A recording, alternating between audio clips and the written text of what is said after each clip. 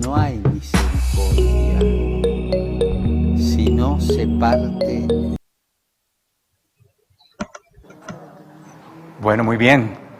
Vamos a dar inicio después de este video y el lanzamiento del libro que nos acaba de presentar Oscar. Vamos a empezar nuestras presentaciones de la tarde.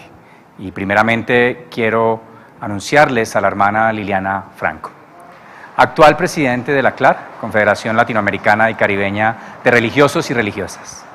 Mujer, hermana y discípula, trabajadora social de la Universidad de Antioquia. Ella es magíster en Teología Bíblica de la UPB y actualmente candidata al doctorado en Teología de la misma universidad, superiora provincial de las Hermanas de la Compañía de María en el Pacífico. Muchas gracias, hermana Liliana, por todo su apoyo personal e institucional a la SIEC, obviamente.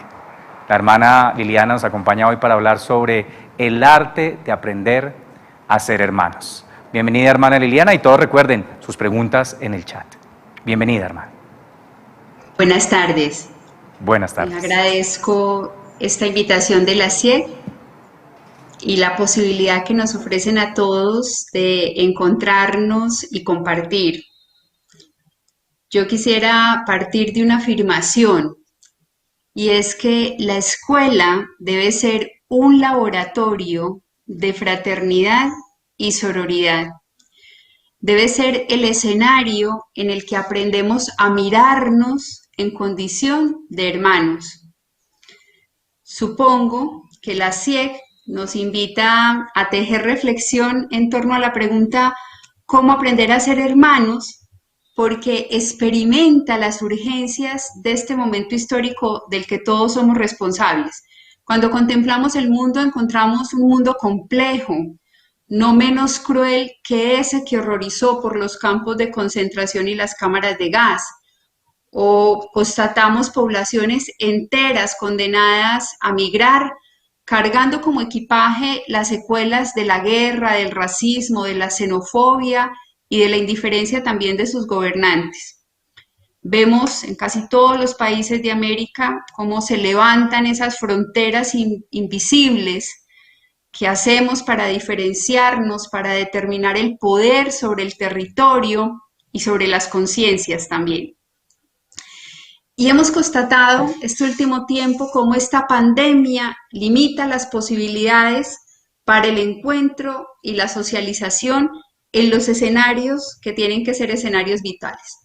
Supongo entonces que la SIEC optó por este nombre, situada en el lugar de la esperanza, porque como nos lo ha recordado el Papa Francisco en la firma del Pacto Educativo Global, educar es fundamentalmente un acto de esperanza. Y es situados en ese lugar, en el de la esperanza, donde yo los invito a que nos adentremos por los caminos de este congreso. Quiero partir de la convicción de que educar de suyo ya es un arte, y es un arte que supone 3 P y 3 R. Las 3 P son paciencia, pasión y perseverancia. Y las 3 R son relación, respeto y risa. Y desde esa convicción, en este momento histórico en el que pulula la información, nuestro desafío más grande como educadores tendrá que ser enseñar a convivir. Pero todos nosotros, los que nos enfrentamos en lo cotidiano a esa maravillosa misión de acompañar a niños y jóvenes en su proyecto educativo, Partimos de un hecho que constatamos todos los días en las aulas o a través de las pantallas. Y ese hecho es lo que yo quisiera llamar la bendita diferencia. Cada persona es única, es irrepetible, irreemplazable. Los seres humanos somos además todos complejos, dinámicos.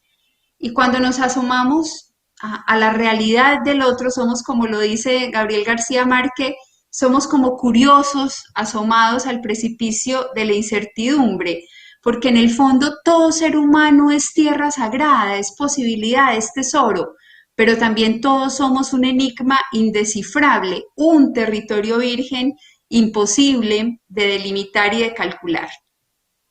Somos distintos, maravillosamente distintos, lo veíamos ahora en ese encuentro tan lindo del inicio de esta sección del día de hoy, distintos en culturas, en lenguajes, en criterios, en religiones, en visiones del mundo, en sensibilidades, en gustos.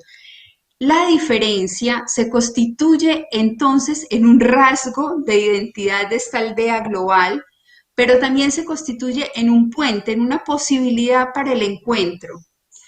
Sin embargo, nosotros hemos hecho de la diferencia una bandera con la que nos cubrimos el rostro, hemos hecho de la diferencia una frontera y minamos, llenamos de minas el área aledaña para impedir el paso a los extraños y hemos hecho de la diferencia una consigna que nos ensordece y nos incapacita para poder escuchar otras voces y otros clamores. Para convivir es fundamental el conocimiento, porque solo amamos aquello que conocemos. Y convivir es sin duda el arte de conocernos, de vivir en compañía.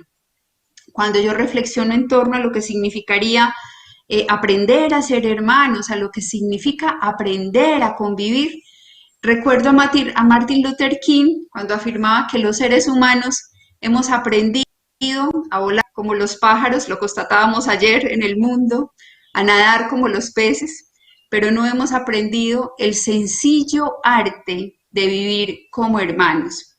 Aprender a convivir es hoy más que nunca un imperativo, es una urgencia. Todos los sistemas educativos del mundo, sin excepción, se han planteado como objetivos en sus planes de decenales aprender a convivir y enseñar a convivir. Y desde mi óptica, eso se constituye ya en un dato elocuente, que los sistemas educativos de todo el mundo hayan incluido eso como una prioridad. Yo me pregunto, ¿qué perciben de la realidad del mundo los expertos en políticas educativas que se empeñan en incluir la convivencia en sus planes anuales y decenales? ¿A qué clase de sociedad estamos asistiendo que se hace una urgencia enseñar el arte del encuentro, el arte de la relación y de la convivencia? Es un hecho que el conflicto puede ser una amenaza para la convivencia, conflicto en el hogar, en la escuela, en el ambiente laboral, en la patria, en el mundo. Victoria Camps señala que en el origen de todo conflicto hay por lo menos 3 causas. La primera es que muchos deseamos, con recursos desiguales, los mismos bienes que son escasos. En segundo lugar, que una parte sustancial de la humanidad siente pasión por dominar y dañar a los demás. Y en tercer lugar, que los criterios egoístas, esto señala ella, que son como lo que está al origen de todo conflicto. Vivir es convivir, y convivir es el arte de trascender el conflicto, de ser con los demás, de poder vivir en compañía. La escuela católica tiene ante sí el desafío de formar la identidad, porque desde el conocimiento a profundidad de lo que cada uno es, de lo que somos, de nuestras raíces, podremos entonces salir de nosotros mismos para acercarnos reverentes a la orilla del otro, del diferente y poder generar encuentro. Pero la escuela católica debe contribuir también a la formación de la conciencia, una conciencia que permita el conocimiento de la realidad desde una óptica, y esa óptica tiene que ser el discernimiento, libres de manipulaciones y libres de estrategias mediáticas y populistas. Una conciencia que nos haga capaces de situarnos con compasión y solidaridad. Para eso es la conciencia. Y la escuela católica debe darnos elementos que nos capaciten para enfrentar el conflicto, reconociendo en el diferente un interlocutor también repleto de dignidad. Es decir, que la escuela católica debe capacitarnos para la plenitud del amor. La plenitud del amor es el perdón. Y desde ese ejercicio cotidiano de introspección podamos entonces reconocer faltas y enmendarlas. Yo creo que de lo que se trata es de hacer de la escuela un escenario para ejercitarnos en lo que el Papa Francisco nos ha propuesto con tanta elocuencia, para ejercitarnos en la cultura del encuentro. Y esto tiene su origen, la cultura del encuentro tiene su origen en una comunicación sincera, profunda, cercana, en la capacidad de sentir con el otro, pero en la capacidad fundamental de salir de nosotros mismos para ponernos en el lugar de los demás.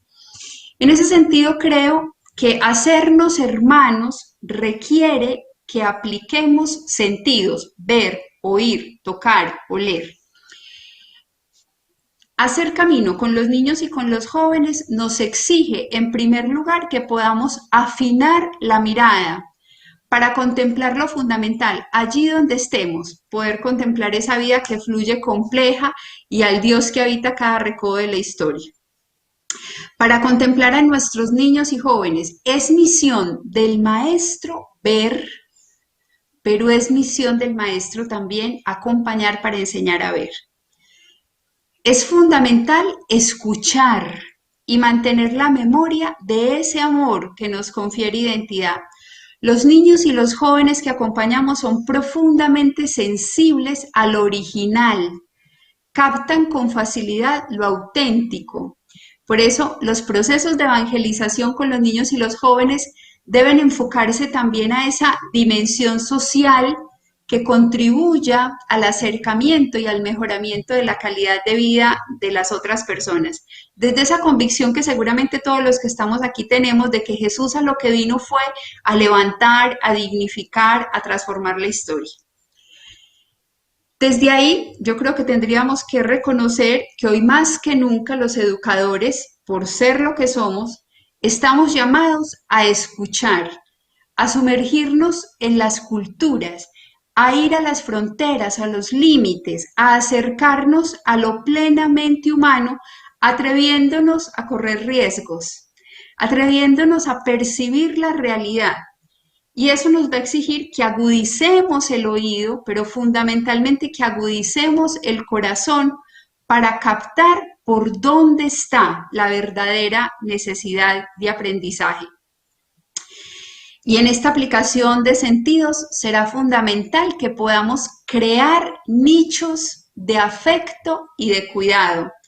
Nuestros jóvenes necesitan nichos afectivos en los que se les dignifique, espacios en los que puedan restaurar todo eso que el vértigo les arrebata, trincheras en las que se privilegie la escucha y en las que haya también espacio para el silencio.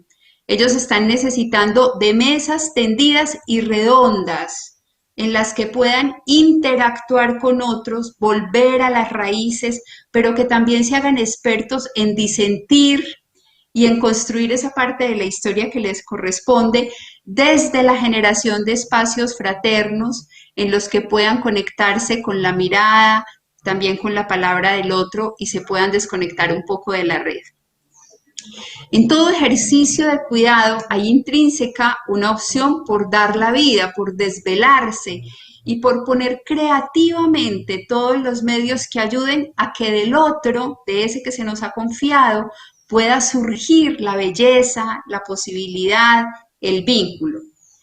Por tanto, yo quisiera pensar que la pastoral es la opción que hacemos los creyentes por traducir nuestra propia experiencia de salvación en un ejercicio continuo pero también intencionado y creativo. Tiene que ser el ejercicio continuo, intencionado y creativo de cuidado, en el que aparezcan explícitos el rostro, las opciones, las palabras de Jesús y los valores del Evangelio.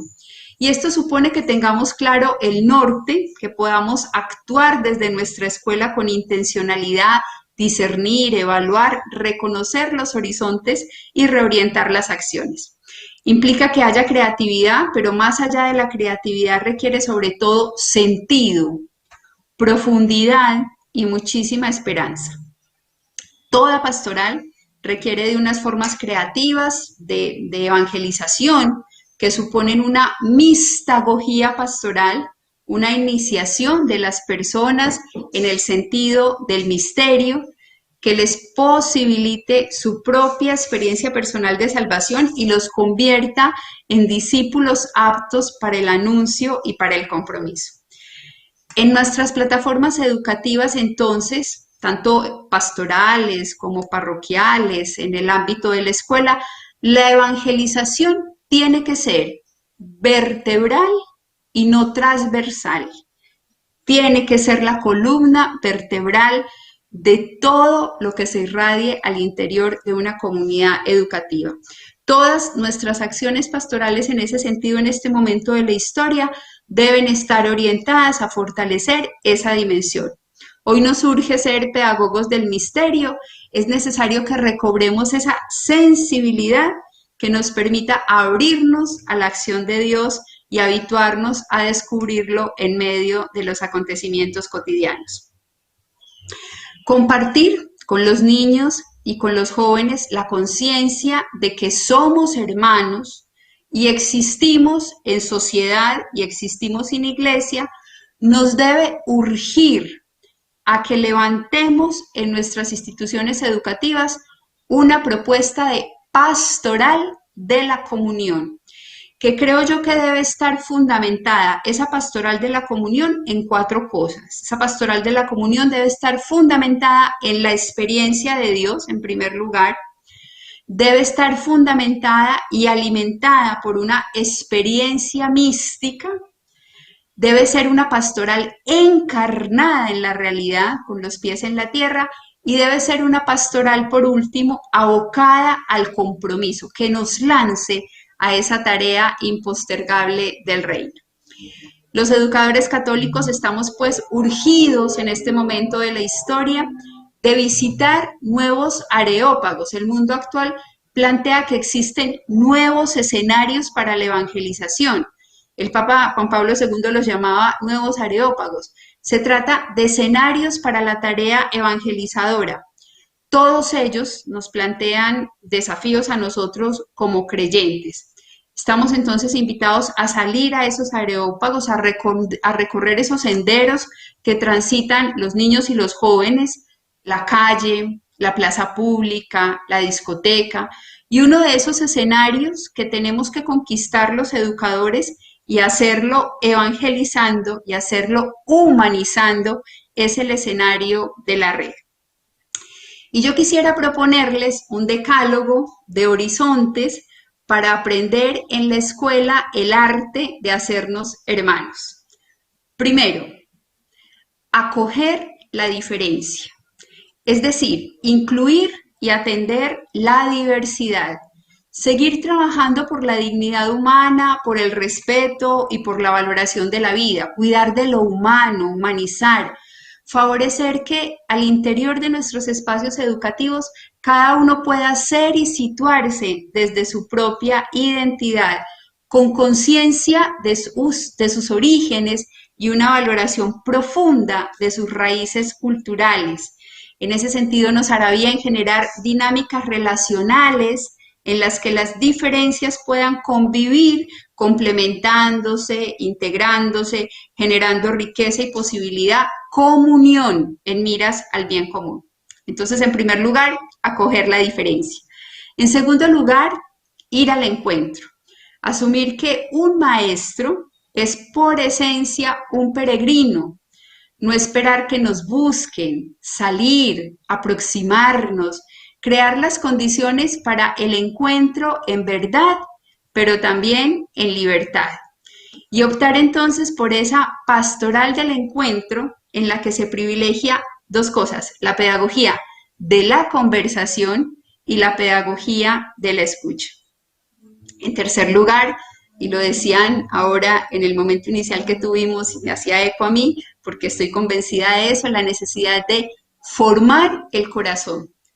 Trabajar por una escuela que motive a soñar, que se recree desde la utopía de lo fraterno y lo sororal, en la que se haga análisis de realidad y se propicie compromiso solidario concreto. Que desde la escuela entonces se contribuya a transformar el entorno y que desde esa transversalidad de nuestras áreas y proyectos generemos un permanente cuida de él, ese cuida de él del que nos habla el Papa Francisco en Fratelli Tutti, haciendo mención y referencia al texto del Buen Samaritano. La escuela debe ser entonces un escenario en el que puedan articularse distintas áreas y proyectos en función de tender solidariamente la mano para transformar el entorno. En cuarto lugar, estamos abocados, cuando pensamos en este arte de hacernos hermanos, a diseñar propuestas educativas y pastorales no solo por y para ellos, sino fundamentalmente con ellos. Darle a los niños y a los jóvenes el protagonismo que se merecen en la construcción de su propia historia, hacerlos partícipes y constructores del proceso. En quinto lugar, será fundamental partir de la vida, generar experiencias, analizar los hechos, asegurar procesos y acompañamiento y volver permanentemente a la vida, retomarla, reconocer ese paso de Dios, propiciar la revisión del día y la conciencia de los propios hábitos y actitudes que favorecen la construcción de un mundo fraterno y sororal. En sexto lugar, será necesario cuidar los lenguajes, todo, la mirada, las posturas, las palabras, las actitudes, asegurar que todo se realice como desde dos categorías, que todo se realice con ética y que todo se realice también con estética. Asumir que los procesos y la vida se desarrollan en clave de arte, humanismo y espiritualidad, que los lenguajes, esos que utilizamos en lo cotidiano, sean incluyentes, respetuosos y posibilitadores de encuentro. En séptimo lugar, posibilitar permanentemente la experiencia de trabajar con otros, la vivencia de lo comunitario, generar alianzas que nos lleven más allá, aprovechar esa riqueza de la dimensión universal de nuestra iglesia y continuar tejiendo redes que sean redes de solidaridad, que favorezcan la calidad de la vida, sobre todo para los más pequeños. Es decir, la creación de pequeñas comunidades, de organizaciones solidarias, de redes con nuestros alumnos en defensa de la vida, en defensa del planeta, de los derechos y las oportunidades para los más débiles. En octavo lugar, que podamos aprovechar los medios para la información y la comunicación, que podamos ponerlos al servicio del anuncio, hacer un buen uso de ellos, crear redes, enredarnos a favor de la vida, de los derechos humanos, de tantas causas que propenden por el bien común. Lo noveno sería que pudiéramos fortalecer la unidad desde nuestras escuelas con la conciencia de ser iglesia, de ser pueblo de Dios. Y en ese sentido yo creo que tenemos un desafío muy importante en este momento de la historia y es trabajar desde la escuela la configuración sinodal de la iglesia, formar para la participación. Y lo último sería acompañar y en estrecha relación con las familias, crear al interior de nuestras escuelas auténticos hábitats de buen vivir, que nuestra escuela sea el escenario del buen vivir, en el cual nos empeñemos en el cuidado del otro, en el cuidado del planeta, desde esta visión también de una ecología integral que posibilite reconocer la sacralidad de todo lo creado y también el valor de cada persona, de cada cultura, de cada especie. Nosotros los educadores somos artesanos de lo humano. Esa es nuestra misión, somos artesanos de lo humano. Y de cara a esta misión, la conversación y el diálogo en libertad se constituyen en medios concretos para posibilitar el encuentro y para poder resolver también dificultades. Se trata de estar ahí, muy cerca de nuestros alumnos, maravillándonos con ellos de lo bueno y lo bello, sorprendiéndonos con sus apreciaciones y con su capacidad de gozar con lo simple, con lo pequeño, permanecer vigilantes y que podamos pronunciar palabras oportunas, que jalonen al más. Estamos llamados a descubrir esas pinceladas de Dios que existen en cada uno, a reconocerlos como seres únicos, diferentes, especiales, a los que se les confiere una misión y esa misión será la misión de transformar este mundo, de jalonar la utopía del reino. Mi invitación es entonces a que hagamos de la escuela un laboratorio para el arte de la convivencia y que en lo cotidiano podamos ejercitarnos en el arte de ser hermanos. Muchas gracias. Bueno, muchas gracias, hermana, por sus valiosos aportes para este cuarto encuentro de pastoral educativa.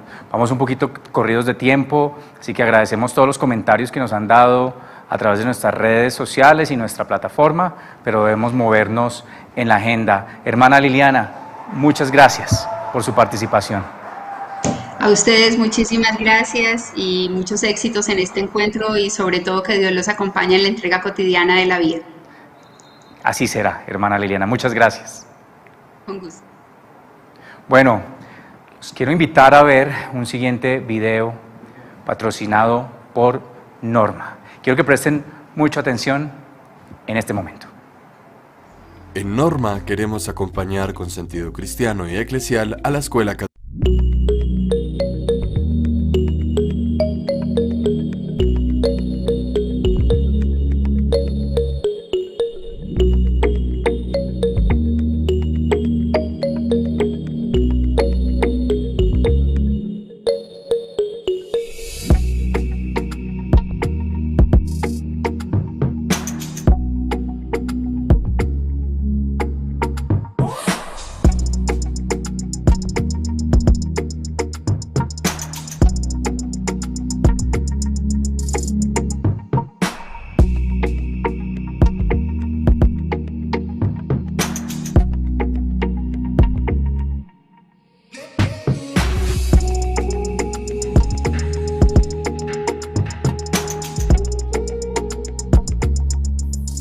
No hay misericordia si no se parte